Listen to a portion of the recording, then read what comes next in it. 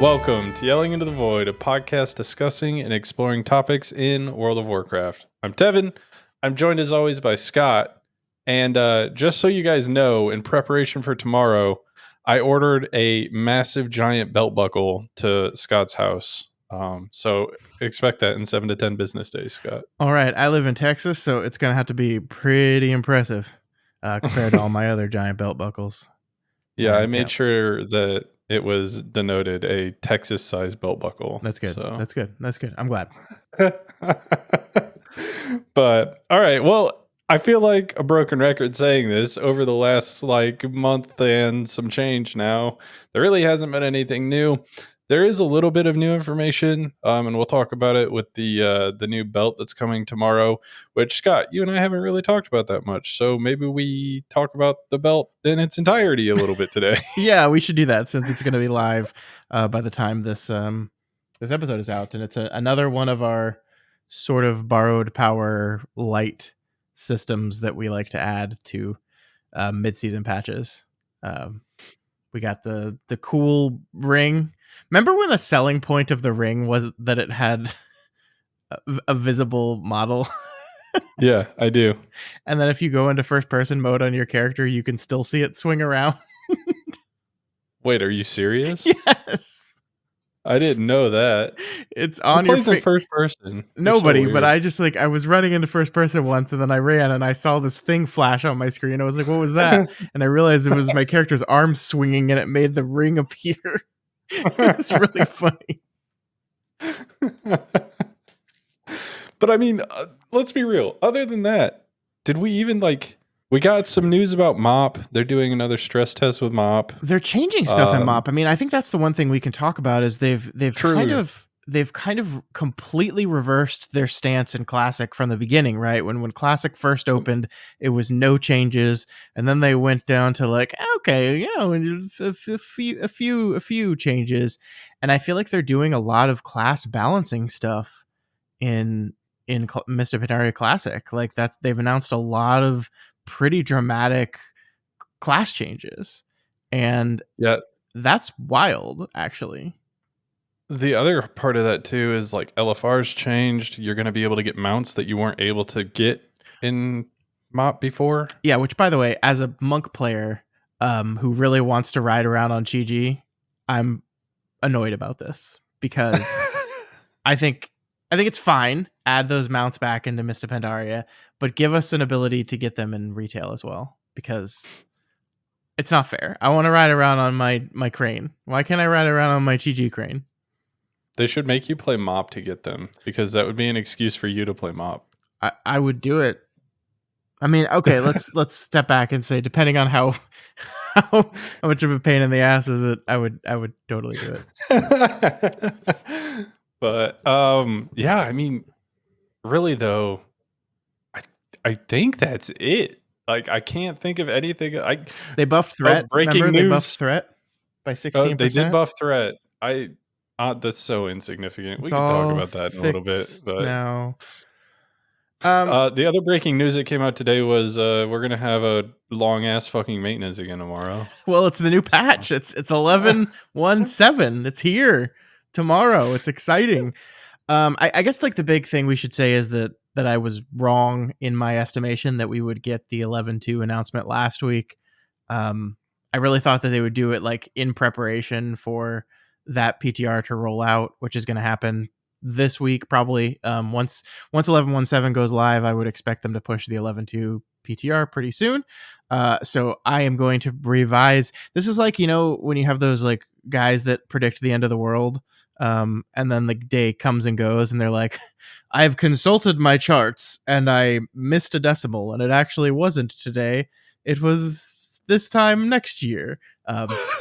That's what I'm doing right now, where when I said it was going to be last week, what I actually meant was this week. So I really do think, I'm not sure which day, maybe Thursday of this week, we'll get the first little bit of 11.2 news.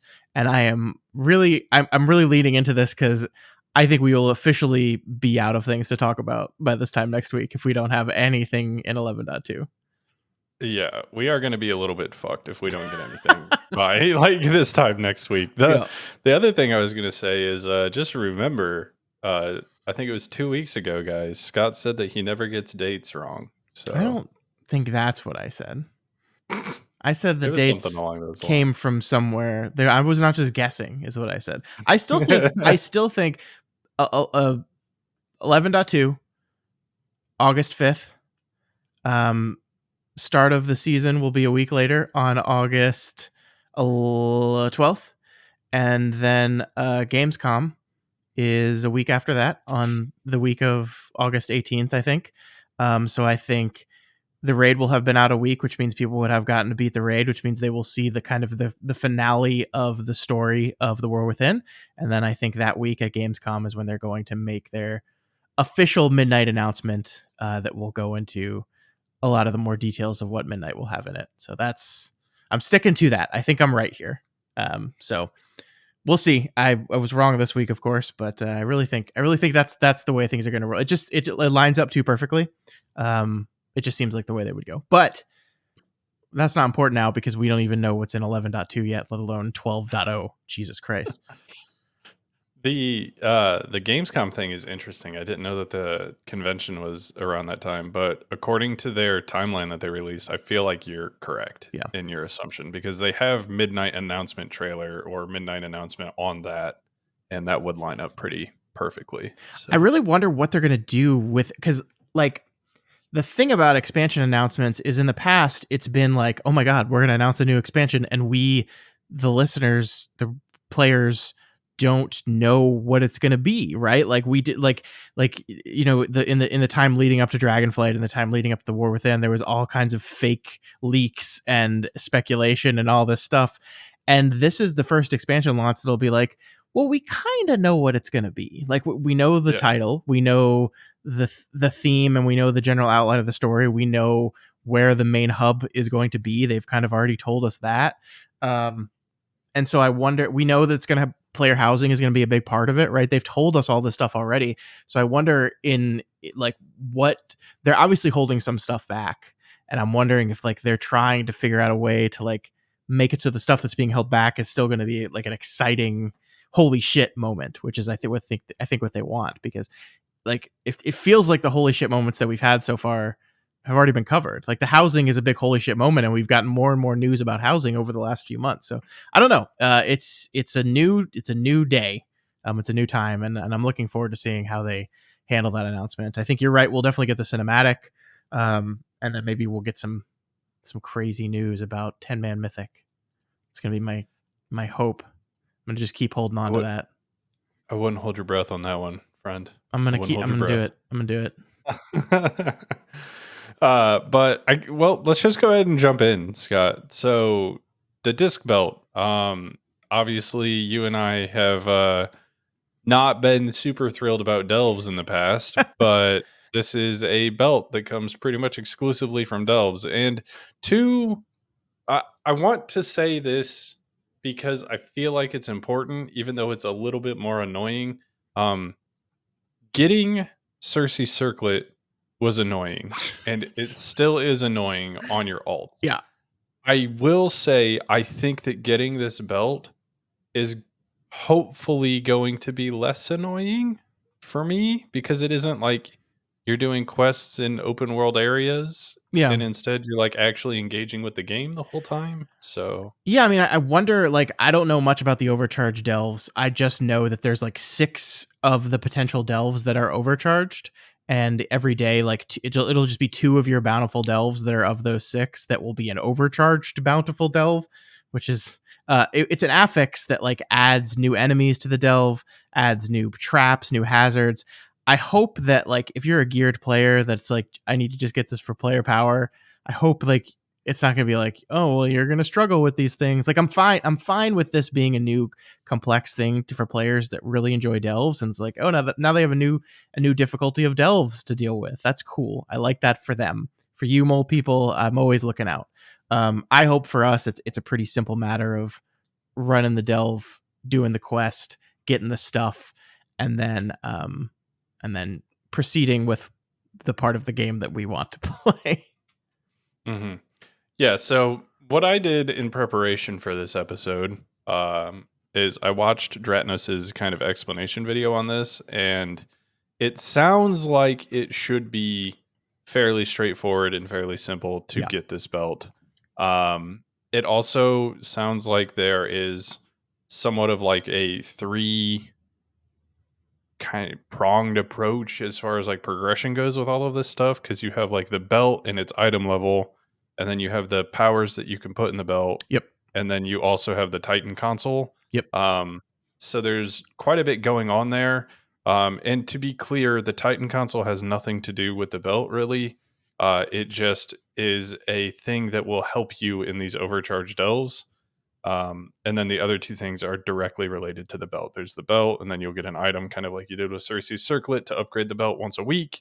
And I think it caps out after 5 weeks, I 4. believe. 4 So weeks. they changed this recently. So since the last time we met, they have buffed a lot of the belt effects to make the belt better, and they have also increased the item level of the belt. So I think normally it started at 784 and capped out at 684 and capped out at 694.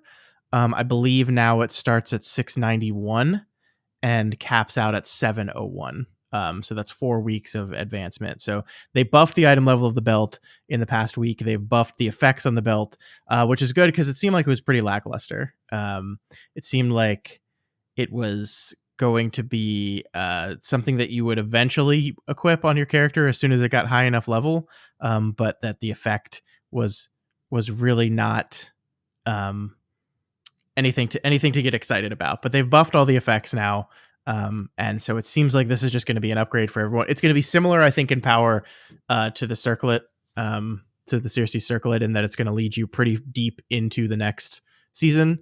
But maybe, hopefully, not as deep, where there's some people that even at Biss are still wearing that stupid ring. I hope that's their balancing goal. But that's what we're doing with. So with after the buffs, we're thinking that this is going to take us further than like mid to end champion track, because initially that's what the theory crafters were thinking. Yeah, I think it'll be similar to the Circlet for most, if not all, classes, where it'll take you to pretty deep into hero track. That once you've got a hero track belt about midway through hero track, it'll be better. But these will take you before that.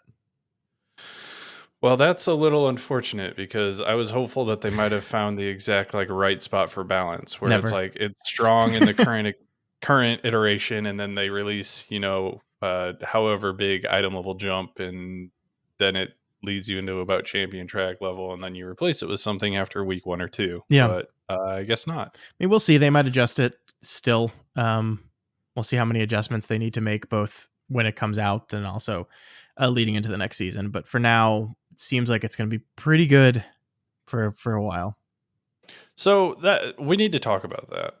We've talked about this in the past too, with the Circlet coming out, but the way these things work is generally there is one thing that is best, and it is just best for everybody. Yeah.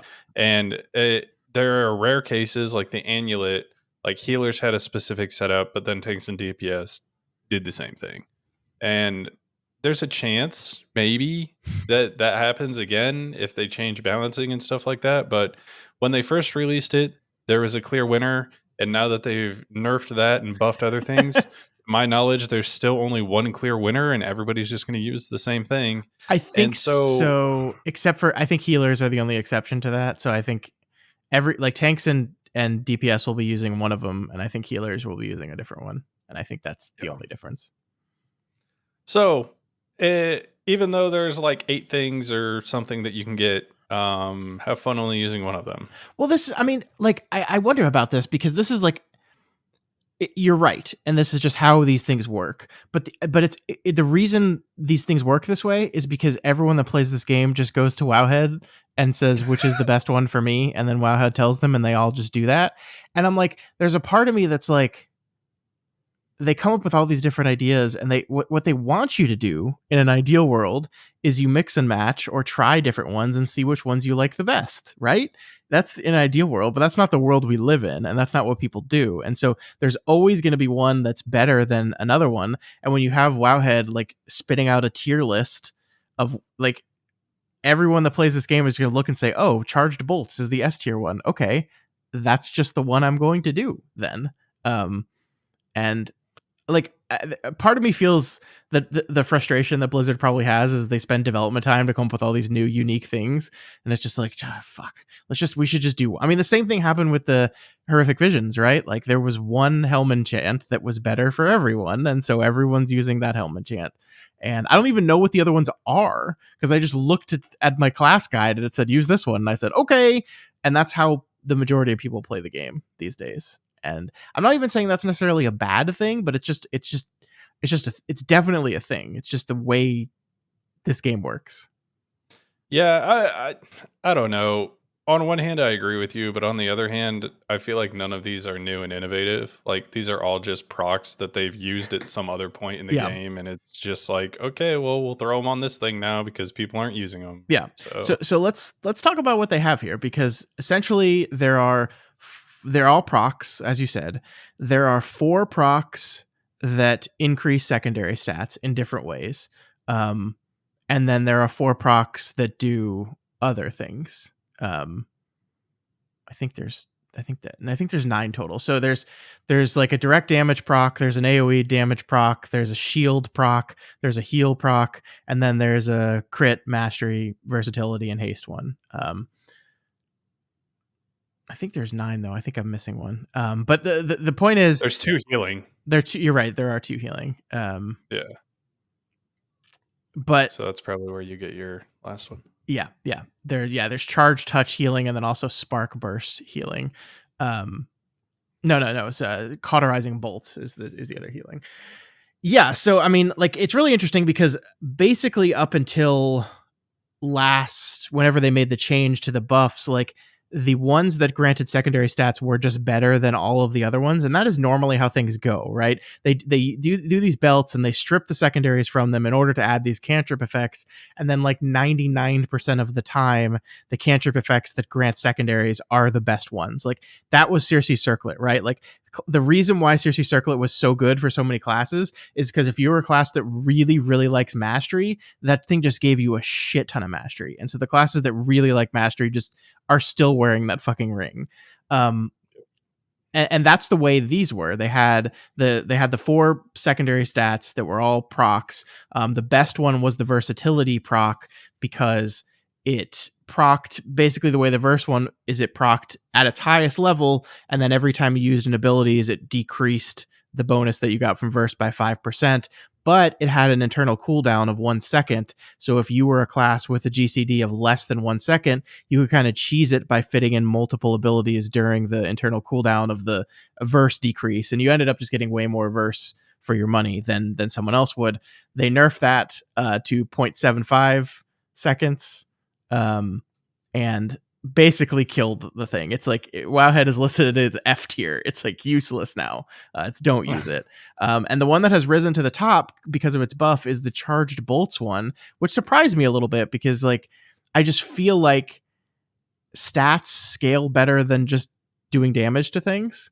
But they buffed the damage by the Charged Bolts a lot, and then they also made it so it ticks. So basically what it does is it's like a dot, essentially. Like it just hits a random target and then ticks 5 times. What they added was on the application, it did a tick. So now it ticks 6 times, and then that plus the buff made it like the best one. So all damage, I think if you're playing damage or tank, you're probably going to use Charge Bolts. Healer, I think that's up in the air. I think healer is probably going to do either haste or just one of the healing ones. But yeah, the Charge Bolt thing, how does that scale with AoE though? Like, can you hit multiple people, or does it have an IGCD or anything like that? Did they go into detail on that? So I think I don't know exactly, because so the actual flavor text says your spells and abilities have a chance to turn you into a lightning rod, striking a random enemy target within 40 yards for 227 nature damage every 3 seconds for 15 seconds.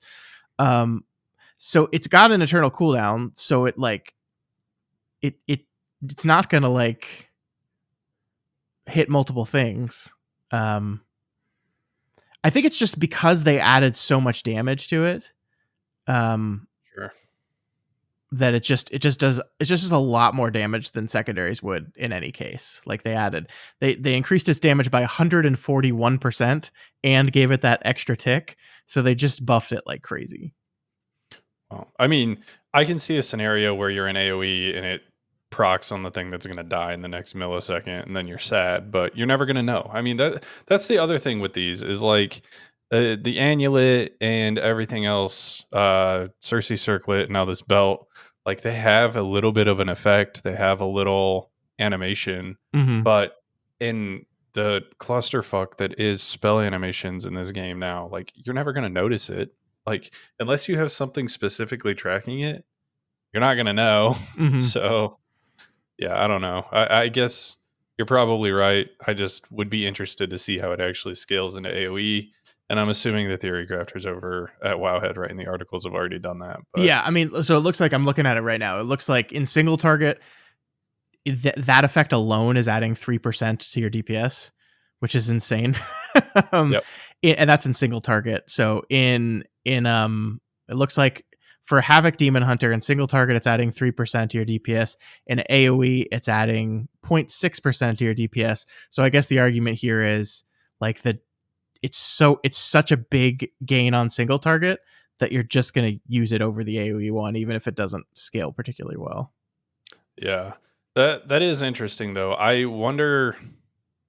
It would be nice if it wasn't random. If it was always like strikes the highest health enemy mob nearby or something. Also, is this the one that Dratnus was saying hits random enemies? Like, are we going to be pulling shit that we're not in combat with? I mean, it says within 40 yards. I would assume. Fuck that. I would assume it's supposed to work on a random enemy target in combat with you within 40 yards. But yes, they don't have a necessarily great track record of making that logic work correctly all the time. So yeah, I think we'll find out tomorrow if this is just hitting random mobs. I'm not playing it. That's the new affix of Mythic Plus this season, is that you never know. You never, something's gonna pull. You never know.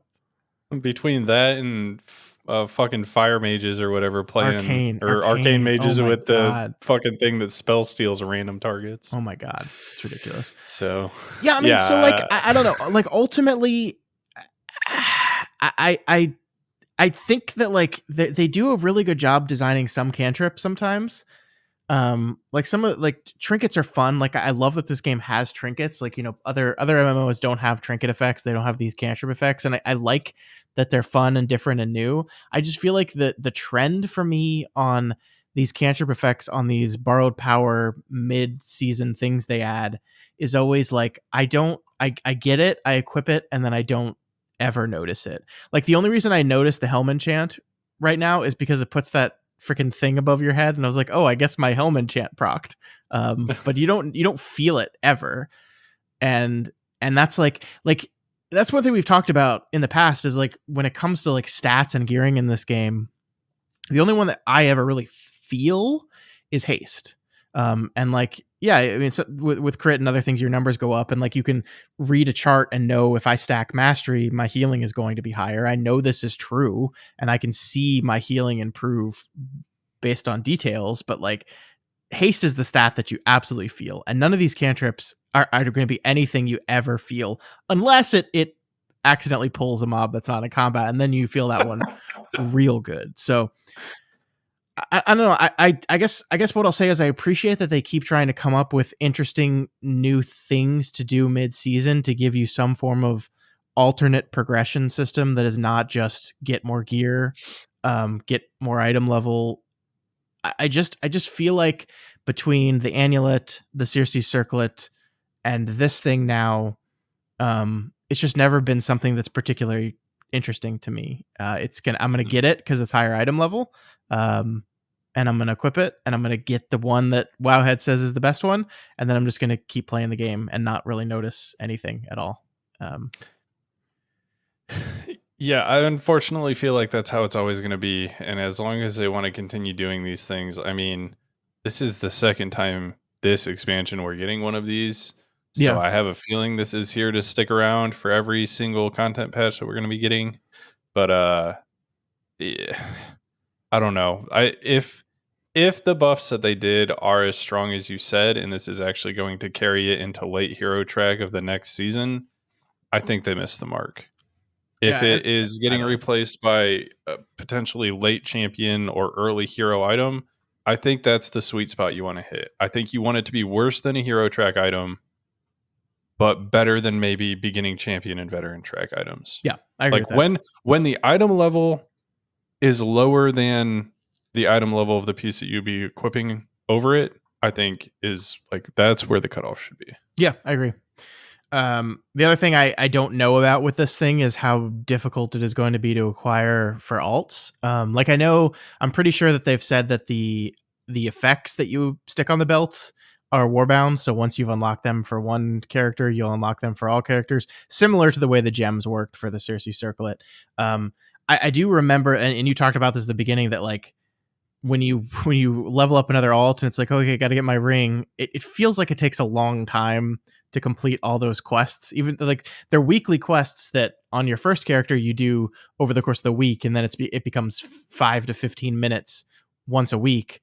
But when you're bringing a fresh alt in, then it's suddenly like, okay, you're gonna be doing this quest chain for that you've already done for like an hour. And I wonder if the quest chain with this belt is do a delve, and every week it's going to be do a delve and get a stuff at the end of a delve. Then like 4 weeks from now, when I'm start rolling up a new alt, or even just in preparation for season 3, right? A new alt, and I know I have to get this belt because it's going to be good for a decent amount going into the new season. Like, do I want to spend 2 hours delving? I really don't. So hopefully they add like a skip or a shortcut or something. Yeah, I know for a fact that the currency for the Titan console is going to be warbound, or at least it was in the latest PTR build. But for the belt progression, man, I don't fucking know. Like, they let you do the skip with the circlet, and the circlet's been out for so long at this point. I feel like the skip should just give you a max level circlet. Yeah, the skip just skips the introduction quest that you do to actually get the item, right? And I fully believe they will do that for this as well, that there's going to be a quest series that you like teaches you about the overcharged delves. Maybe you'll do one, and then at the end of it, it'll give you the belt for the first time. I feel like they will definitely day one be a skip for alts on that. But yeah, the thing that there will not be is what there was not with the circlet, which is then in subsequent weeks, all of your alts have to do the same quest over and over again that you've already done. Which is like, it's a minor annoyance. Like, I don't think it's a huge deal. I'm running 4 alts right now, basically. So if I keep doing them every week on those 4 alts, hopefully that won't be too much. I mean, on some of the alts, I'm doing delves anyway, because I'm still getting stuff from them. So that's not a huge deal. But I don't know. I'm just not in love with these. We've talked about this before, but I'm just not in love with these borrowed power light systems that they are continuing to try to do. But I am fully happy to have them continue to tinker with them in times in the game that it doesn't really matter. Like this ultimately doesn't matter. It's so late in the season. We're essentially less than 2 months away from the next season, and most people have stopped playing at this point. So I would like them to continue to tinker with these things, and maybe in Midnight introduce a borrowed power system that is not dog shit. But we'll see. Yeah, I'm perfectly fine with them doing this for this season. My problem is how does it impact us going into the next season? Yeah. And they fucked that up with the circlet, because if you didn't play and then you came back for the new raid and now you have to get your circlet and then you have to get gear for like, it's just annoying. So yeah. I mean, this is very true. Like, and we had friends that didn't play or quit early in season 1, wanted to come back and do the raid. And instead of doing the introductory quest to the Undermine and the raid, their first few days back in the game with the new patch out, they're instead on Siren Isle having to do stupid ring quests, and that is just Mhm. never ideal. They should be able to do, like, that's the way, like, in the olden days of MMOs, like, that's the way the game worked, is like it was progression. You had to progress through, even if you quit the expansion midway, you couldn't just come back and catch up. But WoW has not been like that for a very, very, very long time. And like the thing that WoW does is every new season is a reset, essentially. You're going to be able to catch up very quickly, and that's one area where, yeah, I think they missed the mark a little bit. I agree with you. So maybe the belt ends up getting nerfed before we go into season 3. I would be totally fine with that. Yeah. I mean, so again, you and I have made our positions known on these things. So I don't want to beat a dead horse on this one. So we'll leave it lie where it is. As it currently stands, it looks like everybody's going to be using this and you're going to be using it for a while. And you likely only have one thing that you're going to be using in both AoE and single target. So we'll see how it lies. But I have a feeling, unless they do something like they did in the middle of the circlet, where they decided going into 11.1 that they were going to nerf some stones, you'll probably just be using the same thing now that you'll be using in 11.2. You know what the interesting thing about this is, and I know said we were going to move on, but I just thought of something else.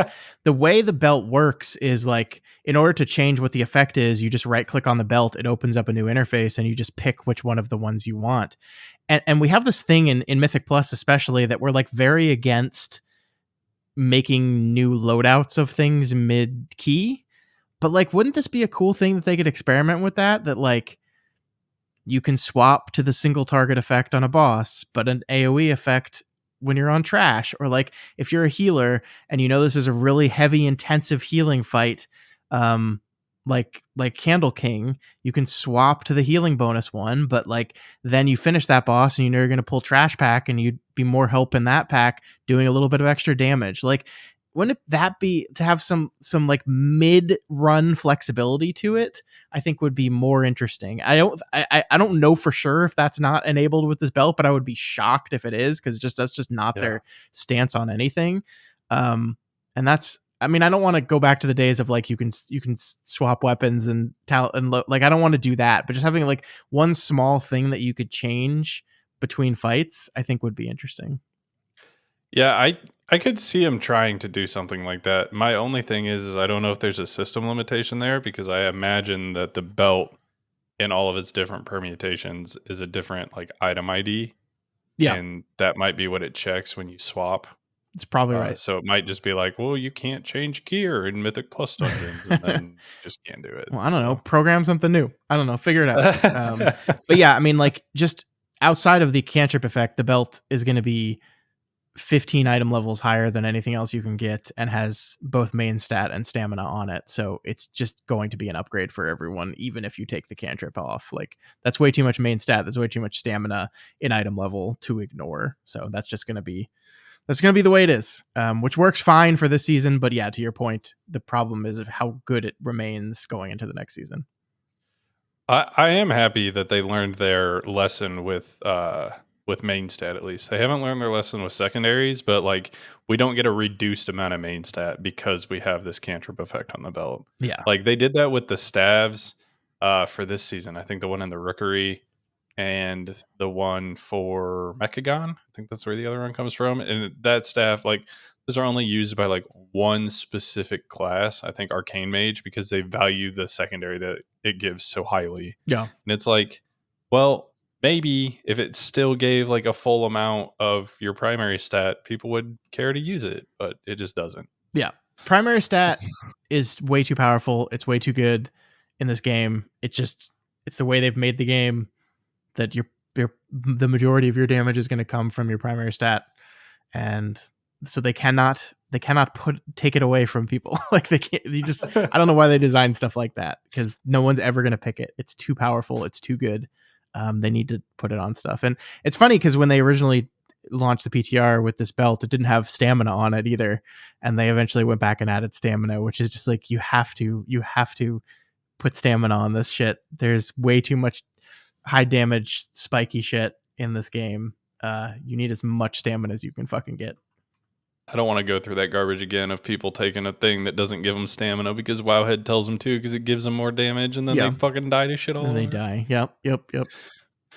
Oh, anyways, let's talk a little bit about something else that's The happening. rest of the patch, yeah. Yeah. So there is, and I read through this, and I still don't necessarily fully understand. But there's some Lore Walker Cho quest lines that are coming out, and I Hmm. believe that these are just shorter quest lines going through some of WoW's old iconic stories, Yeah. and that makes sense to me.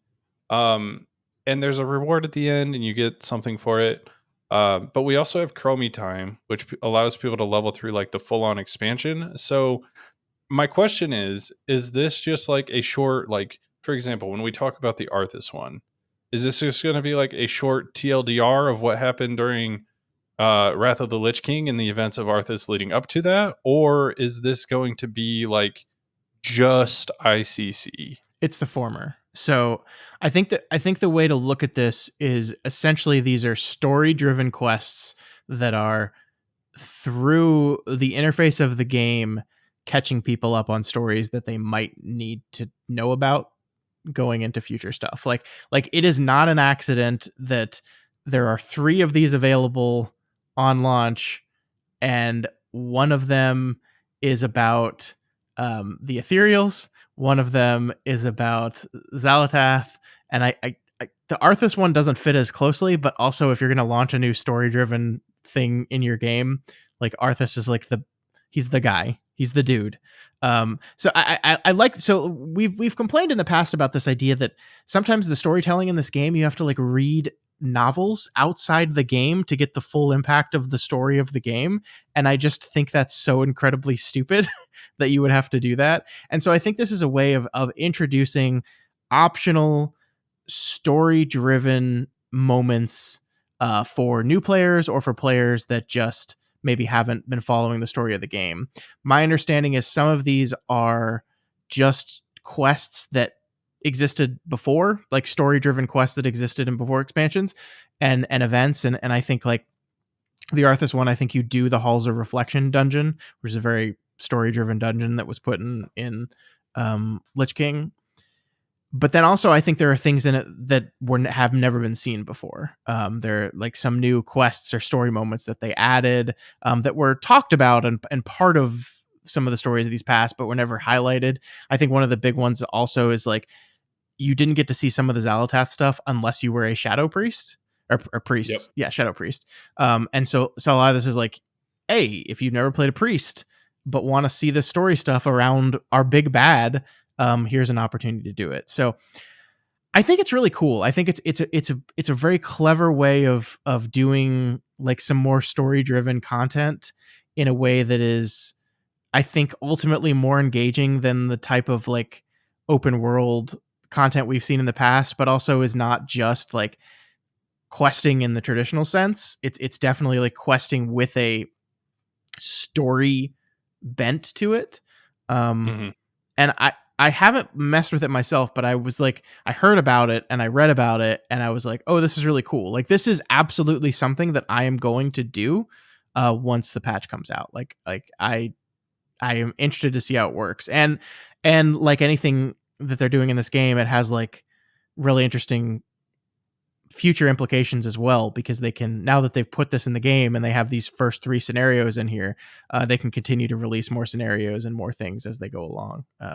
So I think that's really cool. Like you get experience in it if you're a low level class, like it's available at level 10. I don't think it's going to be enough experience to like, this is the way people are going to level now or anything. But it is cool that it's open. Like once you get level 10, this is open to you. So if you're a new player, if you're an old player leveling a new character, anything, you have access to this, which is, I just think, really cool. Yeah, I was going to ask you a question on how you felt like this should go, because we know there are rewards. And like you said, you can get experience in doing this, but like, should there be a bigger incentive to do this if you are a lower level? Like, if we're under the assumption that you are a newer player and therefore have a lower level character, should we have like an additional experience incentive or something for this just to draw people to it? Yeah. I don't know. I mean, I think making sure that they're aware of it and the game points them towards it, I think is good, but I don't know how much we need to or want to incentivize people to do this. Because I guess it ultimately depends on like how key the information learned in the story is to understanding the future stories. Like my understanding is the only one that we like actually learned some like new information in is the Zalatath one, because we kind of get to see the fight between Zalatath and the old gods that happened back in the Black Empire, the thousands and thousands of years ago. And there's some new information or hints at information about what Zalatath actually is, which has kind of remained an open mystery throughout. So like, if they don't push you towards it and then the game acts like this is information you know already, I think that's bad storytelling. So Yeah. if they're going to rely on like, this is an extremely important piece of information that we've just told you in this lore walking thing, and you need it for the story going forward, they should push you towards it. But I think what they should ultimately do is this is like fun story flavor stuff for people that get really into that stuff, but that the story of Midnight and the ongoing story of Zalatath will fully function without you doing any of this. Like they will write all that into the actual main storyline itself. Yeah, that's my hope as well. The only reason I was asking is because I feel like it's been announced in the patch notes for the upcoming patch, and it's been kind of denoted in Wowhead on a couple of articles, but like this hasn't really been like a hot topic thing. So I wouldn't be surprised if we start tomorrow and people see this in the splash screen and they're just like, what? And then yeah, they go find out and whatever. But that splash screen isn't going to stick around forever. And Yeah. if you come into the patch and you aren't like logging into it for the first time and you're not max level, you're not going to see it at all. So Yeah. it's interesting. Yeah, I don't know. We'll see. I don't know if outside the splash screen, I don't know if anything's gonna pop up that it's like, hey, go visit Lord Walker Cho. He's sitting in Dornegal and go talk to him, or if it's just gonna be a new exclamation point on the map that you won't even notice. So yeah, I don't know. Might be one of those force quests we get when we start Could be tomorrow. Yeah. Well, the other part of this, I guess not really coming with the patch tomorrow, but ties into it, is quests that are going to be kind of wrapping up 11.1, 11.1 storyline and going into 11.2. So we are getting a couple new quests, but this is kind of encompassing the whole thing. Like, where are we going and what's it taking us to for 11.2? And if you haven't been following, the Arathi are pretty important. So maybe you go do some of your Nightfall stuff and learn about the Arathi a little bit. But yeah, so we've got essentially, I think it's been announced that we're having an Arathi theme raid. But the Arathi are pretty pivotal to the story going into 11.2. Yeah, I mean, I know like we're the end of the last raid set up some ethereal shit. So right, there's going to be like a lot of ethereal shit happening. We don't know if that ethereal shit is going to be happening in the next raid or in the next expansion, is the ethereal expansion. It could go either way. I think you're right that the seeds of the Arathi stuff, like the quests that are coming in the patch tomorrow, send you back to the Arathi Highlands, and you're going to be questing in and around there and see some old characters and kind of link the Arathi stuff we saw in the War Within to the historical stuff in the earlier game, which is cool. We'll see how that goes. I don't quite know how the ethereal side of things and the Arathi side of things are going to coalesce. And then you have those like weird troll people that we met that are going to be a playable race eventually. Vampire trolls. Yeah. They're going to be part of it as well. I'm pretty sure. They see themselves as protectors of the world soul. So I don't see I don't see the thread for how all this ties together quite yet. But like this is just another one of those patches that's like laying the groundwork. It's just going to be probably a very short series of quests that tell a little story that are prepping flavor and plot for where the game is going next, which is fun, harmless. good. I have no problem with it. It's a 0.7 patch. No one's expecting a lot here, I don't think. Mhm.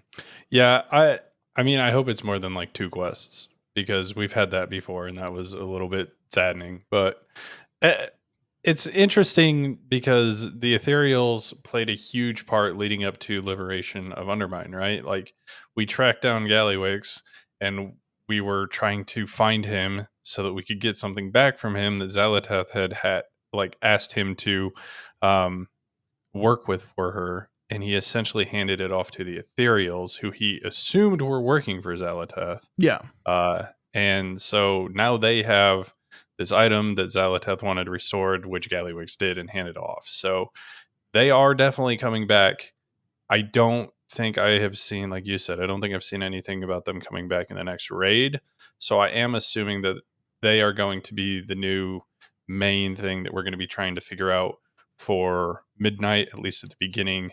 And I want to assume, and maybe this is a bold assumption, but given that the expansion after Midnight is called The Last Titan, I want to assume that Zalateth's storyline will be wrapped up at the end of Midnight, and it'll be on to something else dealing with Azeroth going Yeah. into the Yeah. I last. mean, I like following the rules of trilogies, right? Like the Midnight is going to be the expansion where the heroes lose. Not lose entirely, obviously, but like suffer a great setback. And so like Zalateth's plan coming to fruition, I just can see the writing in my head of like we defeat her and yet she succeeds in doing what she wanted to do anyway, which is like the standard World of Warcraft script that we go back to over and over again is like, oh, you've beaten me and yet I still win. I am Gul'dan. I will summon and yeah, like it just like it. This is what we do, and I could just absolutely see that play out as well. But I mean, there's this really interesting thing because I do love the kind of twist at the end of Liberation of Undermine that like, yeah, Gallywix handed off I forget what it's called, the thingy that she got from, Khadgar. yeah, I don't remember what it was it? is. No, it No, was the it's thingy. like It was the thingy that she what's his name, the primal Ridicron like got from the oh past. the was it a dragon soul? No, it was something close to the name. I don't know. Our, Maybe? our viewers will probably comment and tell us. It was Yeah, something yeah. like that. He got it for her. He handed it off to Zalateth. Zalateth used it in the first raid of this expansion, and then it was damaged. She gave it to Gallywix to fix. In return, she gave like the black blood, and that's how he powered all his stuff. And then he handed it all. He fixed it and handed it off to an ethereal who he assumed was working for her. And yeah, the reveal at the end of the raid is that nope, the ethereals were not working for Zalateth, which is really interesting because then like that begs the question: what do the ethereals want? Are they on our side? Probably not, but they seem like they're not on Zalateth's side either. So how is this all going to play out? I think is really interesting. Oh God, enemy of my enemy. Is Zalateth going to end up being our friend? We're I going to mean, work with it's Zalateth in certainly a Midnight. possibility. Like, Oh I think boy. the the internet will lose its collective minds if we go the Zalateth wasn't actually that bad all along arc, and she wanted what we wanted. We just misunderstood her. I would be so fucking annoyed. So I don't think they're gonna do that, but we'll see. Well, Proverbs say that might happen. We'll just have to see. Yeah. But as far as everything else leading up to 11.2, I mean, I don't think that there's much else to say here. Scott and I will do the quest here in the next week or so, and maybe there'll be something new and exciting to say. But at least from what I've seen, as far as spoilers go, because I don't really care about story spoilers when it comes to this game and patch cycle content. I haven't seen anything major. So if there is, though, I'm sure we will talk about it next week for Yep. sure. All right. Well, news wise, I think that's it. I think that's most of 11.17 in a nutshell that is really going to matter. Yeah, I mean, there's So, the time walking event, right? yeah, it's not really new, though. They've been doing that at the end of every season Yeah, at but this you point. get a pirate dragon. I mean, that's we need to make sure everyone understands that you True. have to do your time walking every week because you get a pirate dragon mount. Our captain's a dragon. Yeah, That mount. it's incredible. So if you don't know what I'm talking about, then you're not cultured and haven't played the game long enough. So Wow, the that just gatekeeping! I if there are can't believe people it. who don't know what I'm talking about, that right there is just reason for them to bring back Tazavesh. Well, don't worry because they're gonna do it. So I'm honestly super excited to just hear that line be said again. It's so great. But so I guess moving on, class balancing stuff, I guess, is something that we want to talk about because Scott has now played 4 of the 6 different healers. I have played quite a number of DPS classes, and I have witnessed a number of other DPS classes being played by one of our other guild members, and kind of going over things with him. So, how are you feeling about healer balance right now? I feel like generally, like if we're talking about balance overall, I feel like the game is in a really good spot yes, yeah. with very few exceptions. Yeah, I mean, like most of playing. So I have played a lot of Mystery Monk, Resto Druid, Holy Paladin, and Discipline Priest. They're all very good healers right now, and they feel very good. And I feel very good about the state of all of them. There's small like quality of life stuff with all 4 of them that I would like to see them tinker with and change. But for the most part, I think they're in a very good place. I think one interesting thing to maybe talk about is like, is healing, has healing become too bursty and too fast and too much? Like, because a lot of the quote unquote problems with a lot of these healers is the way that they deal with damage. And I think Resto Druid is a perfect example of this, that like Resto Druid has always been the hot healer. That's like what you've done. That's been your powerhouse. You blanket the raid with hots and it heals them up. Resto Druid has in the last few seasons changed to basically just be a regrowth machine, that the majority of your healing is powered through regrowth spam. And like I still enjoy playing Resto Druid. I think it's a lot of fun, especially right now. Like in Mythic Plus, it feels very responsive. It feels like I can respond very quickly to unexpected damage in a way that before I've been like, shit, I gotta lay down hots, global cooldown, global cooldown, global okay, now I can start healing. It feels better, but it also feels like they've never been further away from being like the hot healer. And part of that is just the damage is too spiky and happening too fast for the idea of like, okay, you take damage, but then you have all these hots on you that are going to slowly bring you back up. Like that's not what the way the game works anymore. And so I guess like philosophically, what I'm wondering is if it's time to just kind of sit back and look at damage profiles and healing in the game at large and just be like, should we do something about this? Should we slow it down? Because since Dragonflight, it's sped up, sped up, sped up, sped up. Part of this is just the amount of defensives everyone has, and the need to make damage more spiky because of that. I think part of it is also, and I don't know how you feel with DPS classes, but one of the things that I think a problem this game has from the healing perspective is that every single ability has so many modifiers of the ability to make it usable that like my base heals just don't do anything. And it's like you have to play this really complicated game of setup for every single healer now in order to make your spells do things. It's like you either have to live inside cooldowns as much as possible, or you have to like do 6 steps in order for your heal to do anything. And I think that's true like across the board with healers. Like there's so many modifiers on every single ability that it's just kind of overwhelming, I think. And I wonder if we need to simplify and pare down some of that stuff. Is that what it's like for DPS? I honestly don't know. For DPS, it's a lot of passive shit. Like, honestly, you have things that will make your abilities hit harder. Like, for example, you have a mechanic on Marksmanship Hunter where after every aim shot, then your next multi-shot or Black Arrow or Arcane Shot will deal more damage. Mm-hmm. And so like things like that exist, but it isn't like a whole ass setup.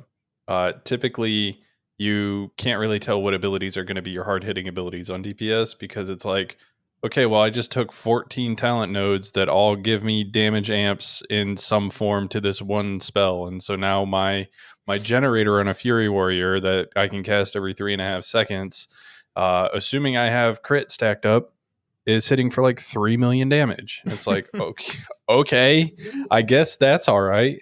Meanwhile, my spender's not anywhere fucking close to that. So, Mm-hmm. um, it's just weird. And I think that like class balance as a whole for DPS is in a really good spot. Um, and I do think like we're in a good spot too when it comes to like different play styles. Pretty much every DPS I have played this season has had a very drastically different play style, so that's nice as well. But yeah, I mean the complexity of like getting everything set up and like essentially having a ramp.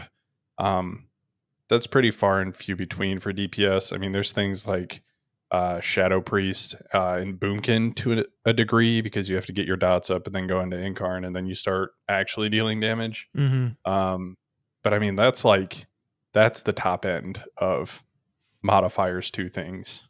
Sure.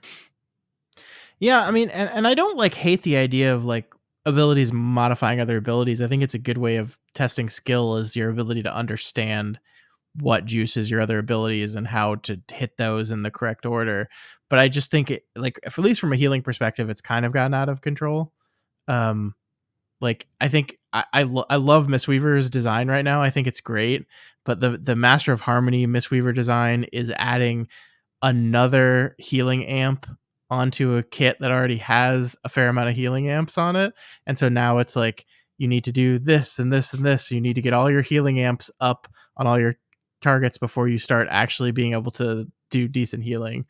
And that just doesn't feel great ultimately. Like what it is it feels like you live in the space between cooldowns, and the game of healing is essentially just managing your cooldowns of like I have this for this and this for this, and the game becomes I have to find a way to keep everyone alive between these two cooldowns.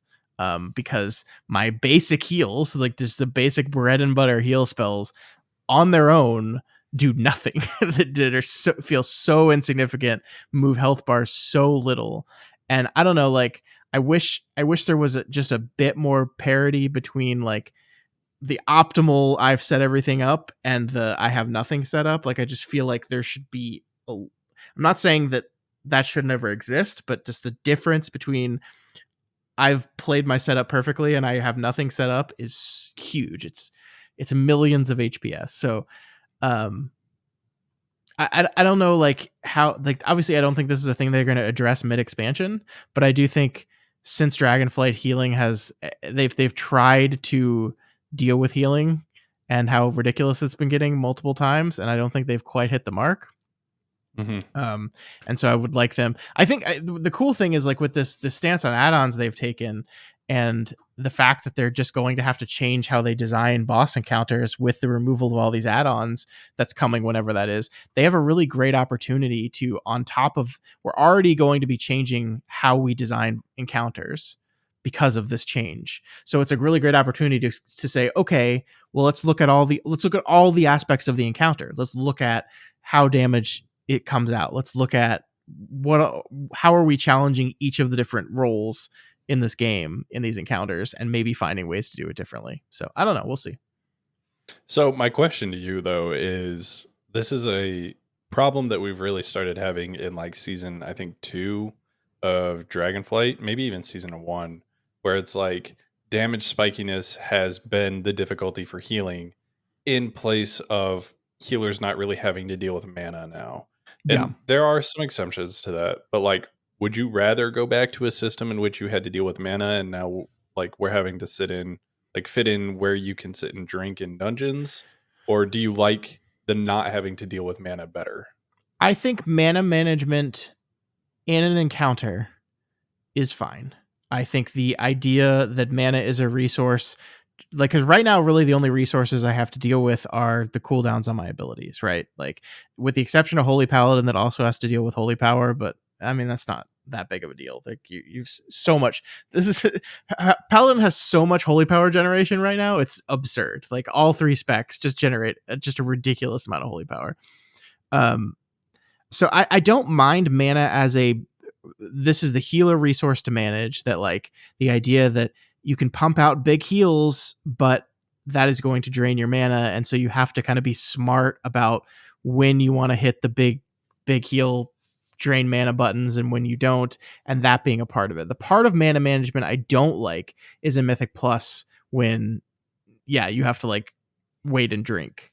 Mm-hmm. I think it does multiple things. It frustrates the players around you, where like if you have a healer that is not quite as good as someone else, so has not learned how to maximize their mana efficiency, that they're using more mana than someone else, and so like they're keeping you alive. Everything's going well. You're killing bosses and no one's dying, but everything's moving slower because you're waiting for your healer to drink between pulls.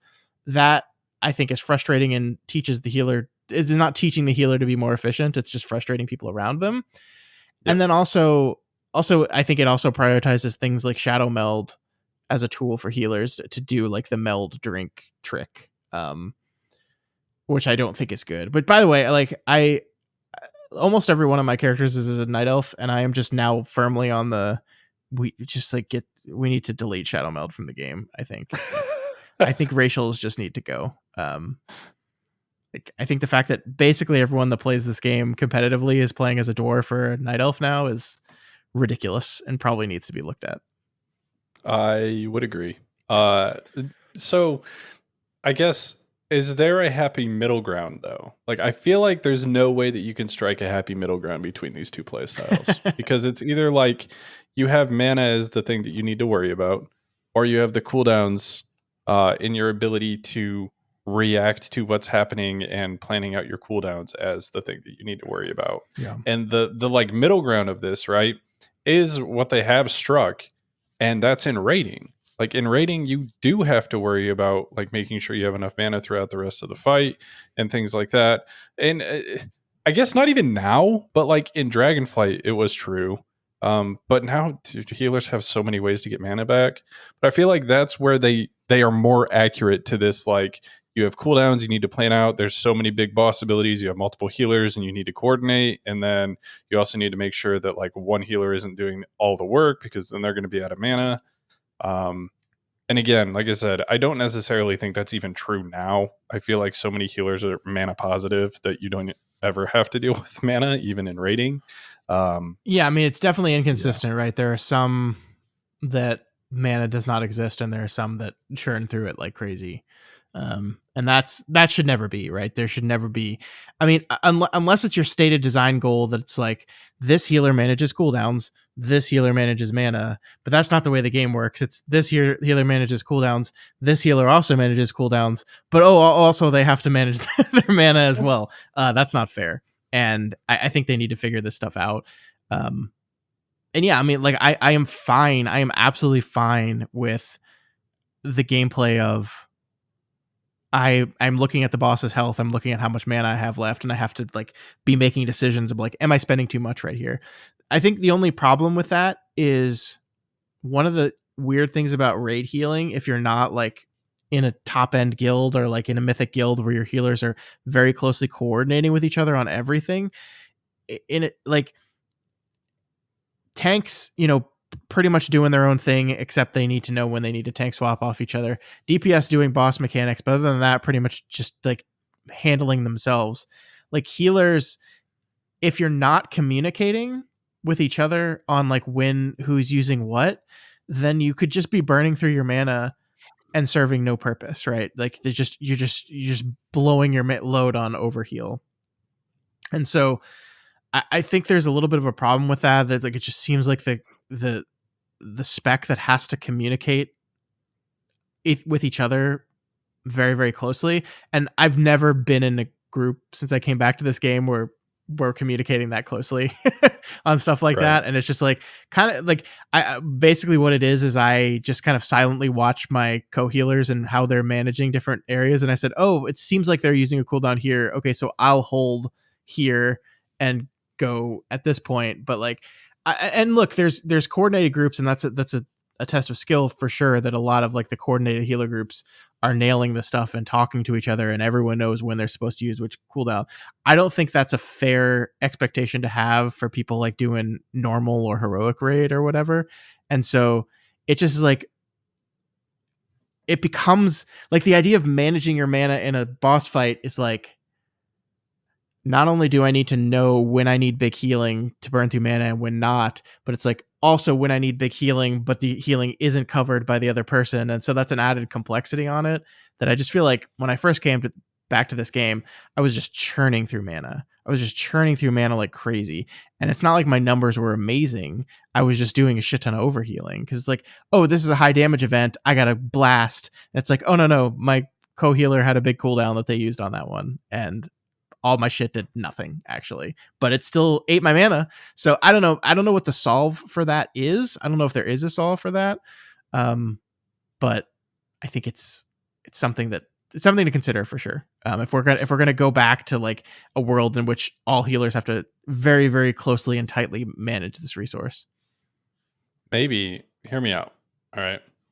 There's this gauge that while we're like fighting a boss and we're dealing damage, it like slowly builds up, right? And then it hits a maximum level, and then one person can press a button, and then they do like a giant group wide heal. Interesting. And then it takes the gauge away from the rest of the people, and we can call it limit break. So would we we would get to a certain limit, but then we would transcend that limit or break it, if you will. Yeah. Interesting. That's where the name comes from. It's a terrible idea, though. I don't think any game would ever do something like that. Yeah, I mean, I really don't know another suggestion in which you can like fix this. That's for the game designers that are way more creatively thinking than I am.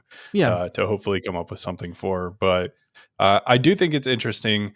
I am 100% on the please fix Shaman's fucking mana train, because it's not fair that they're the only healer that really has to deal with mana. I don't know about Holy Priest, but Holy Priests are kind of in the shitter right now anyways. So fix that as well, maybe while you're at it. They're doing all right. I think they get a bad rap. Like, I think what happens with Priest is, as being the only healer class that has two specs that can do it, when one is really good, the other is just becomes absolute garbage. Because it's like Disc has been so dominant for the last 3 seasons really, that like everyone's like, why the fuck would you ever play Holy? And so like it's fine. Like I think there's actually very close parity between the healers right now. Like I think every healer can do almost world first keys. Obviously Disc Priest is the best at them, and that's why they're brought to them more than anything. But like there's someone out there running Holy Priest. I think Jack is like running Holy in like 19s, just to see if he can do it. And I think I have not played Holy Priest, so I'm not going to comment on like how their gameplay works right now. I think he just released a video of his wish list for all the healers going into the next season. And he has a lot of things that he would like to fix about Holy Priest. I think Holy Priest suffers from the thing we were talking about, where like you have so many modifiers to make your spells do actual healing. I think is one of the biggest victims of that philosophy. And that I think the message I got from Jack when watching that video was like, there's a lot of bloat in Holy Priest right now. And it's because there's so many modifiers on every single thing to make X do way better. So yeah, I don't think this is going to be a 11.2 thing.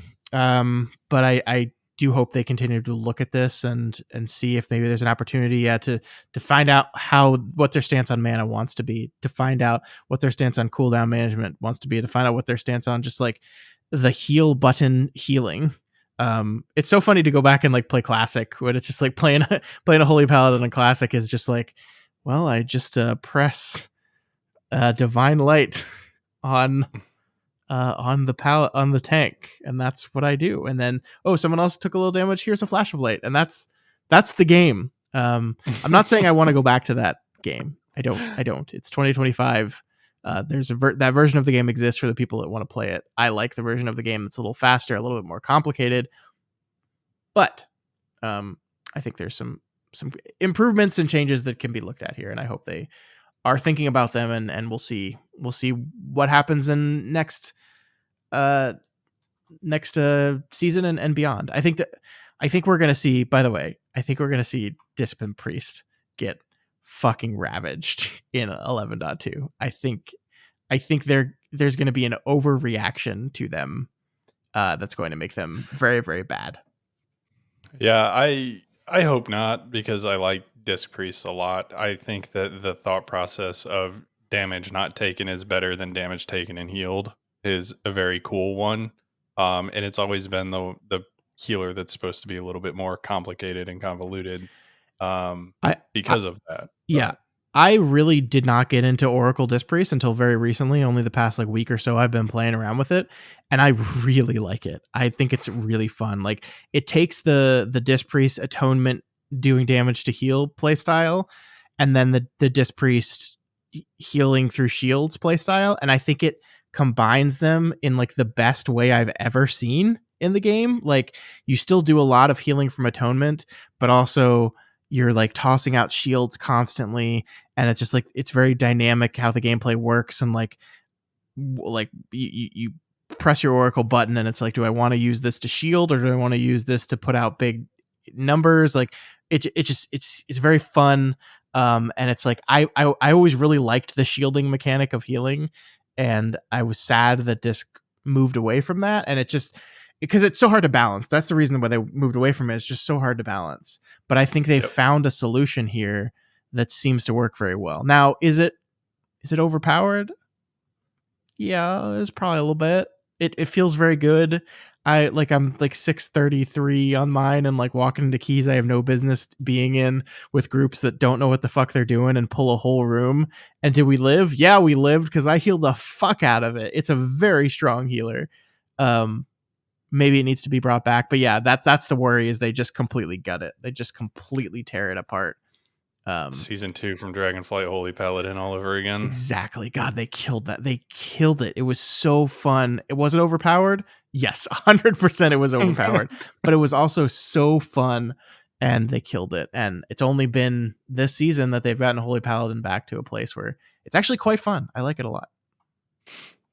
Well, I'm going to be the one to go on the record saying that I hope they don't do much at all with DPS, because I feel like DPS are in a very good spot right now, and there's a few things that are definitely outliers. I mean, I think that the play rate for like things like Feral Druid and Survival Hunter are probably still fairly low.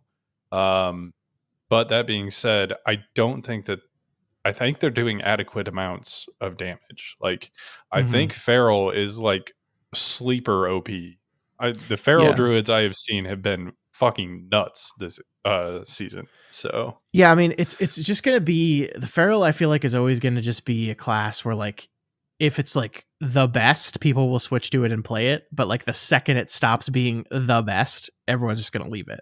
Like, I think that's just the way it works. It has that stigma to it. The same thing, by the way, is true for Preservation Evoker.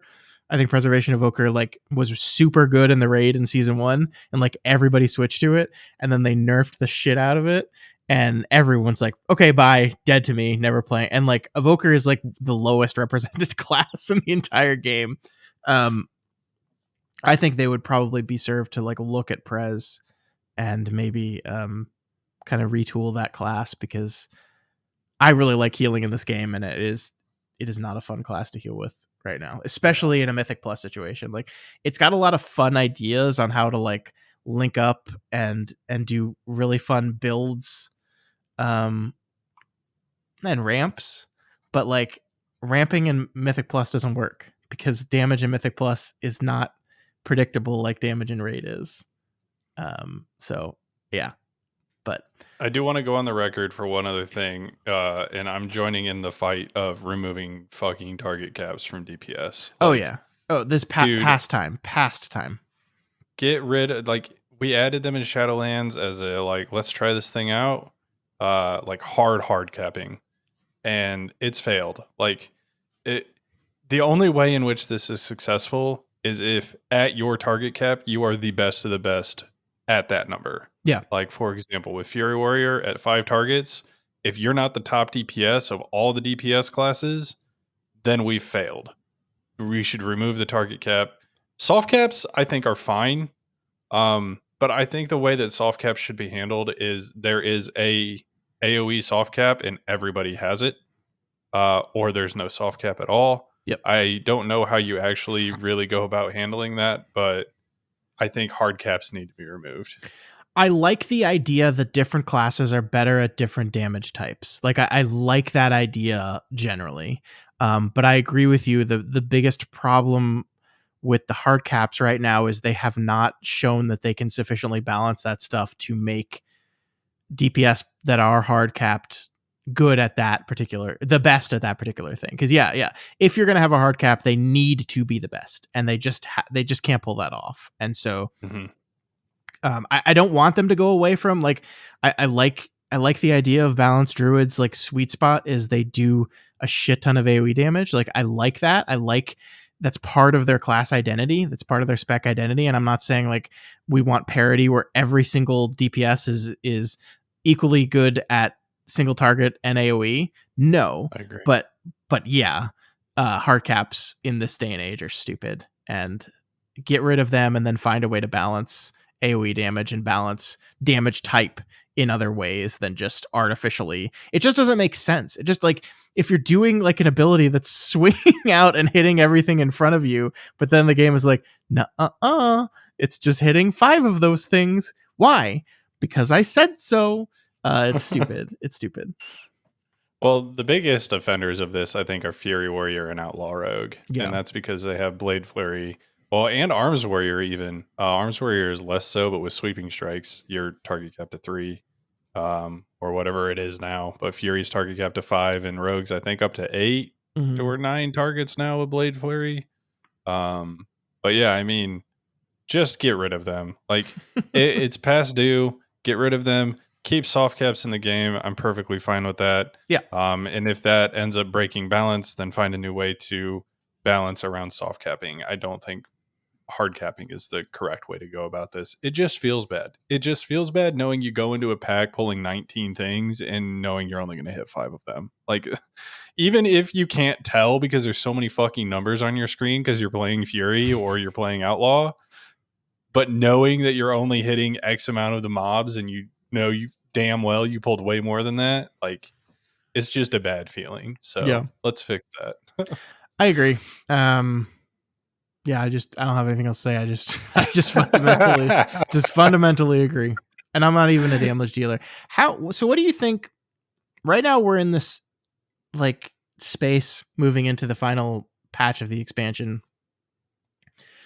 How much DPS should a tank do compared to a DPS? Like, what is the sweet spot for tank damage versus DPS damage?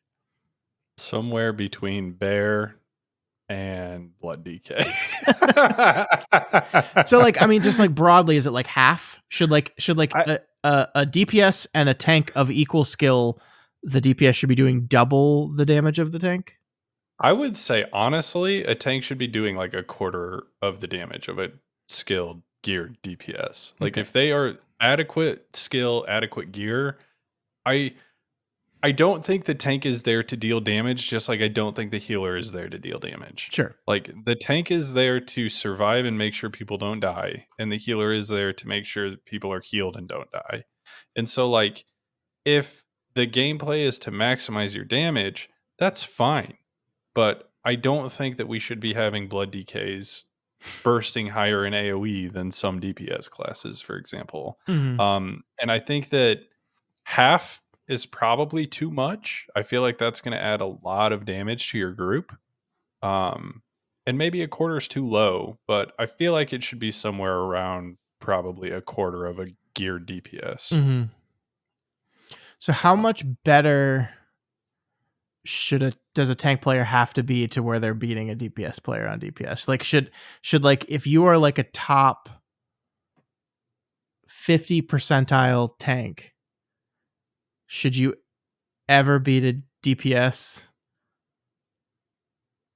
You see what I'm saying? Like I'm just wondering like where the line is. Like if you're like in the like a 75th percentile tank, should you beat like a 25th percentile DPS on damage? Or should even Maybe. like the worst DPS be doing more or equal to tank damage. I feel like in theory, fundamentally, like a DPS should always deal more than a tank. But I also feel like if you take away the tank's ability to optimize damage, the only thing they have left now is to optimize cooldowns, and they don't need to do that on every pull. Yeah. So that kind of feels bad. So I don't know. Now that you say that, maybe I'm more in the realm of they should be doing closer to like half of a DPS's damage, because like not everybody's going to be able to do it. And if we're talking like absolutely optimal play, I don't think that that's a problem. Mm-hmm. Like if we're talking like 80th or 75th percentile, you know, dealing like a quarter, and then you get up into like the 95th, 99th percentile and they're dealing half of a DPS's damage. I don't necessarily see an issue with that. And Yeah. then that would also bring them in line with potentially beating some DPS. So Yeah. I'm not asking these questions because I have like a definitive opinion on them. I'm actually just curious because I'm not sure how I feel myself, because like I think it's true that like when you're a tank, part of your gameplay is survivability, but part of your gameplay is also like maximizing efficiency as well. And like that's true as a healer as well. Like in encounters that are not healing intensive, which is not all, like I think it's actually good that there are some encounters in this game that are very, very healing intensive, and there's some that, you know, you get to relax as a healer. Like I wouldn't want every single boss fight to be Candle King or Swamp Face or whatever his name is, where these incredibly intensive high HPS output, you always have to be doing maximum HPS the entire fight. I don't want that. I like that there's parity and differences in the healing profile of different fights. And I also like when there's nothing to heal, it is fun for me to try to squeeze extra damage in, and then like play the game of how much DPS can guy get away with in this. And like it almost doesn't matter to me what my DPS is compared to the DPS. It's like I compare my DPS to like what it was the last time I did this, or what yeah, it normally is, or what other healers are doing. And so like I think like tank players are different than healers though, in that they want to blast, they want to burst, they want to do so. Like yeah, I mean I don't know where the correct line is. It feels like it's probably a little bit low right now, with exceptions of some standouts like Blood DK that are just doing too much. I think it's really interesting the way healer damage has just completely changed in the past few years, where like in Shadowlands, the best healer was the one that did the most damage. And now the like best healers are the one with the best throughput. yeah, I mean like not even throughput. Like Oracle is meta right now, Oracle Disc Priest, because of the shields they can do, because they can prevent one shots, because they can prevent damage outright. They have that ability. Oracle Priest does shit DPS. It's bad DPS. And like their overall throughput, like a monk or a resto druid can pump more HPS than a Disc Priest can. So it's so funny that like, but then some seasons it is the throughput, right? Some seasons it is just purely a test of how much throughput you can have, and it's just really interesting that it's just changed so much in the last few years that like yeah, like healers are doing terrible damage right now. Like a good healer is maybe pulling 1 million overall on like a monk, which is the highest DPS healer, but like even the best healers in the world is like averaging 500, 600, 700k overalls, which is very low. It's like an eighth of what a good DPS is doing. Yeah, I think healer damage is a little low right now. I do think that that is something that they should probably look at. The other thing that I do want to say, though, as somebody who has tanked a decent amount this season and plays with somebody and has a podcast with somebody who plays healer pretty exclusively, I I want people to realize what playing tank and DPS mean, or tank and healer mean. Like you are assuming a supportive role for your group. Yeah. And therefore, when your DPS ask you to do things, the best example of this that I can think of is the bees on Bank or whatever his name is in Cinderbrew, when your DPS ask you to do that, it's not because they're lazy and they don't want to do it. It's because you're going to kill the boss faster if you can figure out a way in which you can slot in doing that mechanic so they don't have to leave the boss to do it. Yeah. And so, like, realizing that you are a support, and yeah, sometimes you're going to get the bitch jobs, but that's just because it will inevitably make the whole dungeon faster for your group. Yeah. Just keep that in mind and try not to get annoyed when people ask you to do things that are somewhat annoying. Yeah, I mean, like, healer job is a meme, but like it's also just like I've always felt like part of the role. Like, you know, speaking of Tajav S, when we did Gambit, like the healer was the one that popped the circles on the final boss of that because it just made the most sense for the healer to do that. And it makes no sense for the healer to be the one to move the candle. Of course it does. Why wouldn't it? It makes most sense for the healer to be handling the bees. The only time it stops making sense for the healer to do jobs like this is when it's a fight that needs the most of their output, that like needs their throughput to be through the roof. Like this is by the way why they took away the ability for a healer to get linked to someone else on the one boss in Floodgate, is because they knew that boss was so healing intensive that I have no mechanics on that boss. I have nothing. My mechanic on that boss is heal. That's it. I guess I technically have to dodge the water like the rest of the people, but like I can stand anywhere. I can plant myself anywhere, and so it is a lot easier to dodge the water with that. And that's fights like that are the only time when a healer should be like, no, I'm not going to do that. And actually, the fun of the Bent Busby encounter or whatever is attempting to get all the bees before the next big AoE attack happens. Like that's how I entertain myself on that font, is like on that fight, is I know the flap wings thing is about to happen. There's still, do I have time to get that to top on a bee and knock out some of the hives before that happens? My only problem with that fight is that these fucking bees are so buggy and weird that sometimes they will just not charge all the way across the screen for no reason. But that's a whole different complaint that has nothing to do with it being the healer job or not. Yeah, and I mean, this goes doubly too for tanks. Like, there are a lot of times that the tanks will have to be doing things that DPS probably could do, but you just do it better. Yeah. And examples of this in this season are the pops in Priory for the like font thing he puts down. If you have a particularly squishy DPS, then tank should be looking to probably take 2 of those. And then the other thing would be in Rookery, the second boss, when he puts out the debuffs. You can probably always give the tank a back-to-back stack of that. So I wouldn't be worried about it too much, and it is going to be annoying if you're a tank who's learning and now you're having to take additional damage and then the boss hits you with something and you die. But that is something that you need to be planning around. And you sign up for this when you sign up to be a support in the group. The people playing DPS are the ones who are going to be as greedy as absolutely possible, because that's how you're going to finish things faster. So, yep, totally agree. By the way, I did a Priory last night with a Ret Paladin, me on my Paladin, and a Vengeance Demon Hunter tank.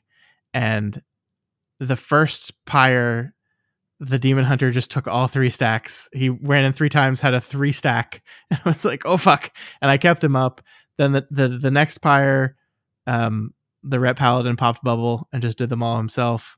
And then the pyre after that, I popped bubble and did them all myself. And it's like, this is amazing. This is how I'm doing this fight from now on. It was so much easier to heal. Just all paladins all the time. Except on tank. My God, the first boss in that fucking dungeon, I will never do with a paladin tank ever. It's like remember Temple of the Jade Serpent?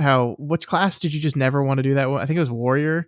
That's just like you just never wanted to do that fight with a warrior. That the third boss in that dungeon. The first boss in Priory is that, like, it just wrecks paladins. I do wonder if it was Warrior, because I think Warrior could spell reflect and spell block. Maybe it was Paladin probably again. the one you wanted. Yeah, maybe it was Paladin again. That you want to do it. Yeah. Poor Paladins just over here taking huge magic hits. I bet Bear didn't do too well in that fight either. Oh no, it didn't. It didn't. Yeah, I had a Paladin on Priory. It was a Priory 12 tank, and he's like screaming at me in group chat, in party chat, dispel me. And I'm just like, dude, you don't have the debuff on you. You're just dying to the bleed. Like, I'm healing you as best I can. I can't, there's nothing to dispel. It was great. It was great. People don't realize that boss is all about self-healing when it comes to Paladin. Like, you need to make sure you have either wings to be able to juice your self-healing or a bunch of stored up logs, or you just die. Yeah, I think just tanks in general and Paladin tanks specifically panic on that fight, and they just don't manage their cooldowns well. And so like you just notice as the fight drags on, I just watch him, and he was just like, the reason he died was not because I was dispelling him and not dispelling him. It was just he ran out of juice. He just didn't have anything left, and then you will die. Yeah. Mm-hmm. But, well, I don't know that we have anything else, Scott. We went for a while considering we had nothing we continue to manage about. These long episodes despite no news being released. And, we've been getting comments on all of our videos saying like, oh, they say nothing's released. Checks the watch time. It's an hour and a half long. It's like, well, we have a podcast for a reason. And it's because we both like to ramble. So Here we are. But next week will be the 11.2 preview. And that episode will only be 35 minutes long because there's not going to be much to talk about with that new patch, right? Yeah. No new news, actually. It's just going to be an extension of season 2, and we're not actually going to get a season 3. So sorry to burst your guys' bubble. That'll be great. But all right, guys, my question for you guys, and this kind of brings us back to the beginning of the show, but I do want to know if you think that they're actually hitting the balance right with this new cantrip item, the disc belt, because I think initially, actually, they probably were going to, because it was sounding like you get an item level piece that's higher than the item level of the belt and you replace it.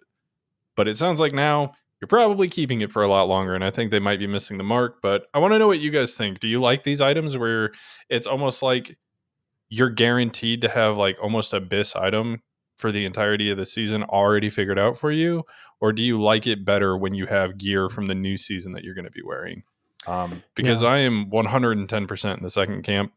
But that's not to say that I am the majority opinion on this. So that's my question for the week. And as always, guys, you can contact us over at yellingintothevoidwow@gmail.com. YouTube is at yellingintothevoidwow, and Twitter and Blue Sky are at intothevoidwow. Yeah, and if you're not already subscribed, please make sure you do so. You don't want to miss an episode as we move into 11.2 and beyond. You can find us on Apple Podcasts, Spotify, YouTube, and pretty much anywhere else in the world podcasts can be found. And I have a bone to pick with you people. Nobody commented the comment I asked you to comment on YouTube. Not a single person.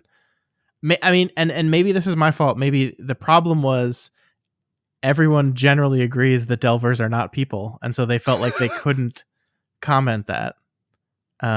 So maybe this week, Tevin, we need to do a comment that is more universally accepted, and maybe that means people will say it.